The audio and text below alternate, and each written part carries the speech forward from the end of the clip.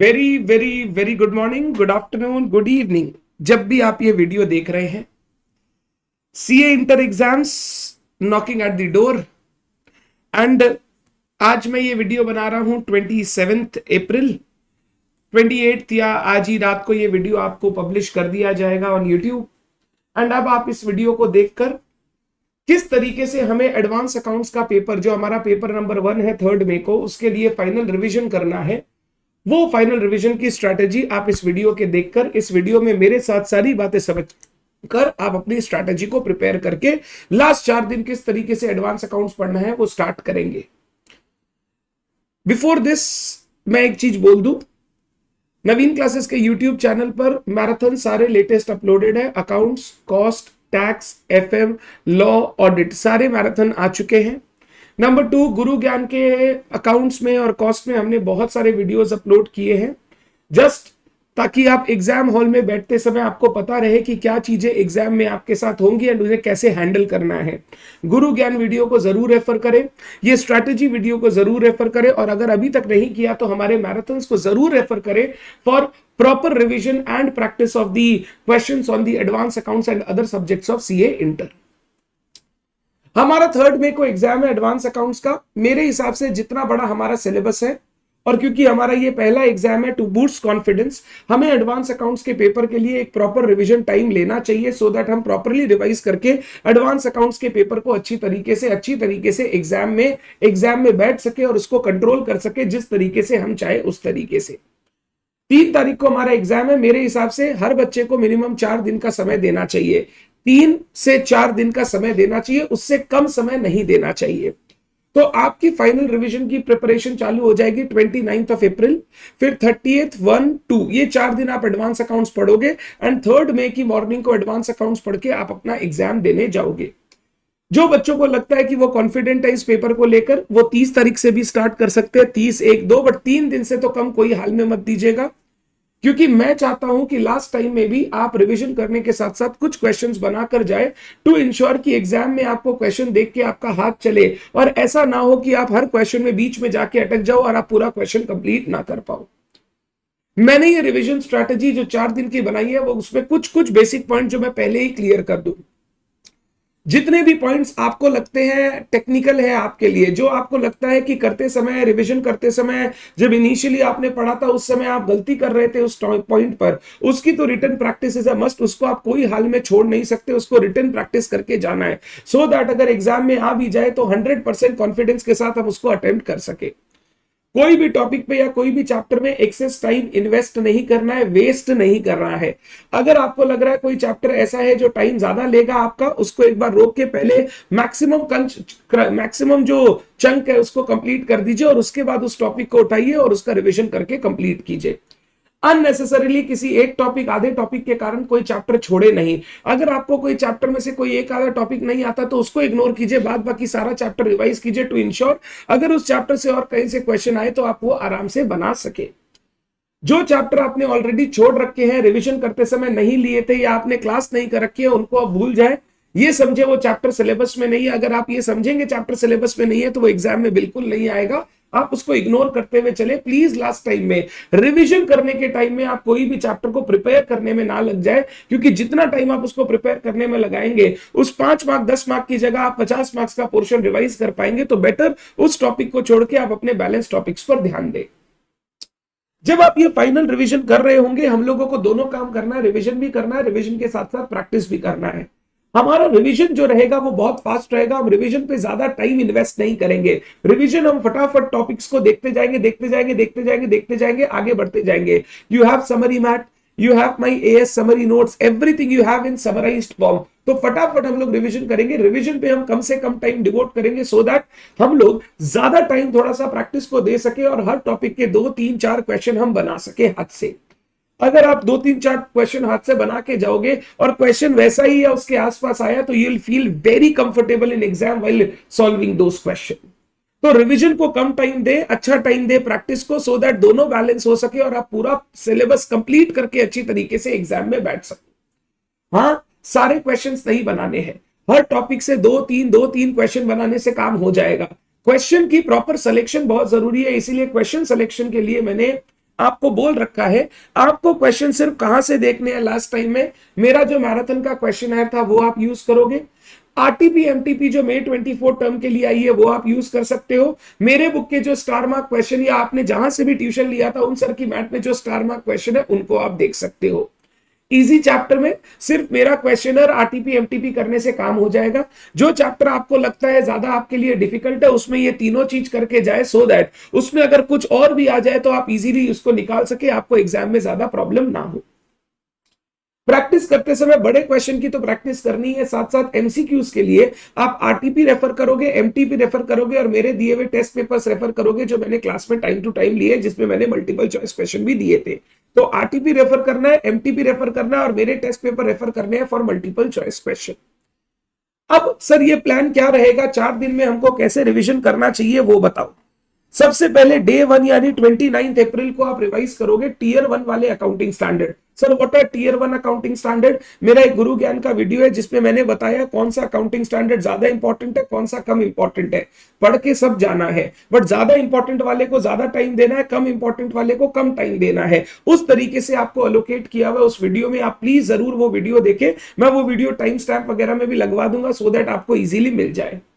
Tier 1 वाले accounting standards आप day 1 पे चालू करोगे। Day 1 is the first day जिस दिन आप अपनी रिवीजन चालू करें, आप सबसे ज्यादा कॉन्फिडेंट, सबसे ज्यादा फुर्ती में हो, तो इस दिन हम लोग थोड़ा ज्यादा कवरेज करेंगे। टीयर 1 वाले अकाउंटिंग स्टैंडर्ड, जरूरी नहीं है सारे अकाउंटिंग स्टैंडर्ड हो जाए, जितना आपसे हो सके टीयर 1 वाले अकाउंटिंग स्टैंडर्ड आप डे 1 पे करोगे। टीयर 1 वाले अकाउंटिंग स्टैंडर्ड में रिवीजन करने के साथ साथ समरी से आप मेरे क्वेश्चंस भी बनाओगे जो मैंने क्वेश्चनर में आपको दिए हैं।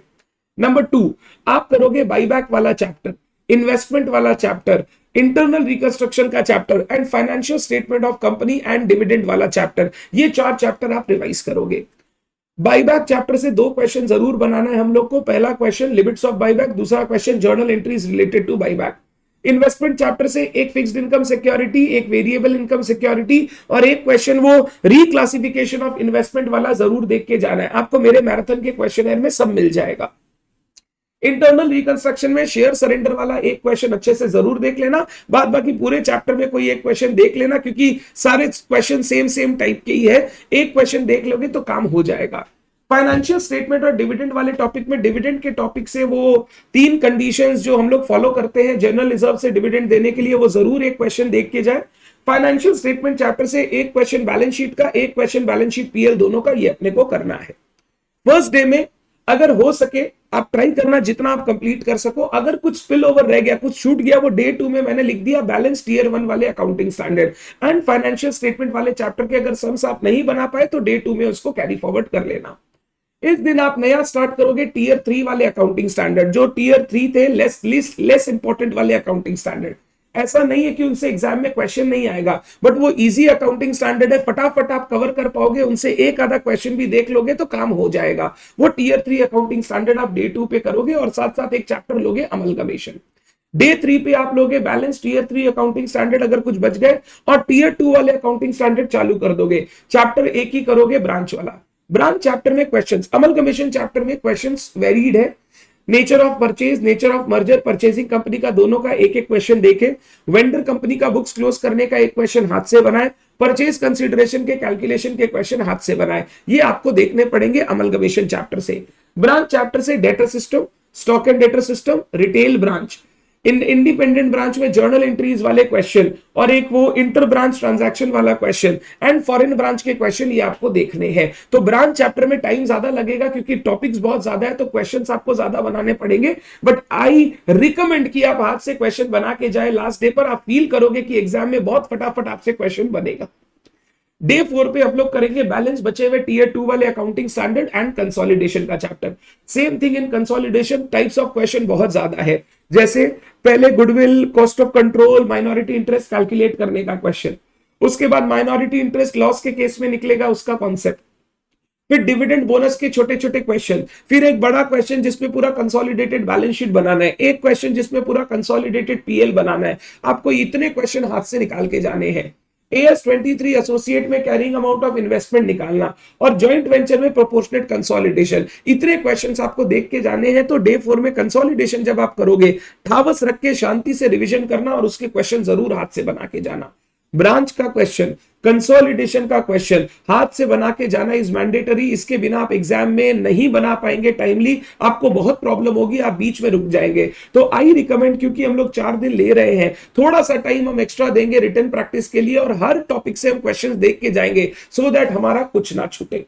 The best place to take question from is your questionnaire, RTP MTP of the current term। ये बेस्ट जगह है। यहां जो क्वेश्चन दिए गए उसमें से अगर आप क्वेश्चन प्रैक्टिस कर लेंगे तो आपका एग्जाम में पूरा काम हो जाएगा, पूरा काम हो जाएगा, आपको कुछ और इधर उधर देखने का दरकार नहीं है। जो हमारा 3 मई का मॉर्निंग होगा, 3 मई का मॉर्निंग, 3 मई की मॉर्निंग के लिए मैं हमेशा रिकमेंड करूंगा टाइम से रात को सोए, 2 तारीख को, 3 तारीख को टाइम से उठे, 11 बजे सोए, सुबह 6 से 7 बजे उठ जाए। 8 घंटे की नींद ले सकते हैं आप। 8 घंटे की नींद लेना इसलिए भी बेनिफिशियल है क्योंकि नेक्स्ट एग्जाम लॉ है, तो हो सकता है वहां थोड़ी नींद निकालनी पड़े, तो 8 घंटे की नींद ले। 11 या 10 बजे सोए, सुबह 6 बजे उठे। 6 बजे से लेकर 11 बजे तक आपको पढ़ना है। 11 बजे के बाद कोई पढ़ाई नहीं करनी है। अच्छे से नहाना है, खाना खाना है, पापा मम्मी का आशीर्वाद लो, भगवान का आशीर्वाद लो, टाइम से सेंटर पहुंचो और अच्छे से एग्जाम हॉल में बैठो। ये काम करने के लिए आपको 11 बजे से 2 बजे तक का, 2 नहीं 1:30 बजे तक का टाइम आपके पास है। ये सारा चीज अच्छे से करना है, इसीलिए 11 बजे के बाद पढ़ना बंद, उसके बाद आप कुछ पढ़ाई नहीं करेंगे। 6 से 11 बजे तक के बीच में आप एक बार अकाउंटिंग स्टैंडर्ड की समरी को घुमा लेंगे। सारे अकाउंटिंग स्टैंडर्ड सिर्फ समरी से स्लो स्लो गो थ्रू करेंगे सो दैट हर चीज एक बार आपको दिख जाए। थ्योरी पोर्शन जो हमारा लास्ट क्वेश्चन में थ्योरी आएगा, क्वेश्चन नंबर 6 में, उसके लिए 2 जगह मैं बोल रहा हूं, वहां से देख लेना, थ्योरी वहीं से आएगा। इंट्रोडक्शन टू अकाउंटिंग स्टैंडर्ड, या मैंने जो इनिशियली बेसिक्स पढ़ाया था, asset, liability, equity, income, expenses, फिर qualitative characteristics of financial statements वगैरह, जो हमने एकदम बेसिक थ्योरी पढ़ा था, वो वहां से कर लेंगे तो आपके थ्योरी के क्वेश्चंस वहां से कवर हो जाएंगे। ये अगर आप इतना पोर्शन 3 तारीख की सुबह को देख पाओगे तो आपका सारा कुछ कवर हो जाएगा। इस तरीके से अगर कोई बच्चा 4 दिन डिवोट करता है अपने एडवांस अकाउंट्स के फाइनल रिवीजन के लिए, तो वो बच्चा प्रॉपरली विथ रिटन प्रैक्टिस पूरा का पूरा वो आराम से एग्जाम देने जा सकता है, कोई उसको रोक नहीं सकता। सर एग्जाम में ये 4 दिन कितने घंटे हमको पढ़ना चाहिए? देखो मैं बोलूंगा 12 घंटे की एक रूटीन होनी चाहिए, हर 2-2.5 घंटे के बाद आधी घंटे का ब्रेक, ऐसे करके 12 घंटे की रूटीन बनाओ। कोई टाइम से कोई पढ़ाई का लेन देन नहीं है, बट जब भी पढ़ो फोकस होके पढ़ो, मोबाइल फोन वगैरह बंद रखो एंड सिर्फ कॉन्सेंट्रेट करो कि मेरे को मेरा एग्जाम अच्छा करना है। तो ये फाइनल स्ट्रैटेजी जो बच्चों को फॉलो करना चाहिए before exam. I bid you all the best for your exam. जितना आपने मेहनत किया है उस मेहनत को आप कंसोलिडेट करो ताकि वो मेहनत रंग लाए एंड आपका एग्जाम बहुत अच्छा जा सके। सिर्फ एक चीज बोलूंगा, पैनिक नहीं करना है, ओवर एक्सपेक्टेशन मत रखना। आप आराम से आप अपनी मेहनत करके जाइए, पेपर में क्या आएगा बाद में क्या होगा ये किसी के कंट्रोल में नहीं है। आप सिर्फ अपनी मेहनत कीजिए, फल की चिंता मत कीजिए। मेहनत जितनी कर सकते हैं करें, अच्छे से अपना रिवीजन करके जाए, फिर एग्जाम पेपर में जो आएगा हम अच्छी तरीके से लिखेंगे। मेरे गुरु ज्ञान जरूर फॉलो करें, उससे आपको एग्जाम में बहुत फायदा होगा, बहुत फायदा। Thank you so much all of you, all the best to all of you. अच्छे से एग्जाम दो, फोड़ के आओ, मिलते हैं, बाय बाय, टाटा।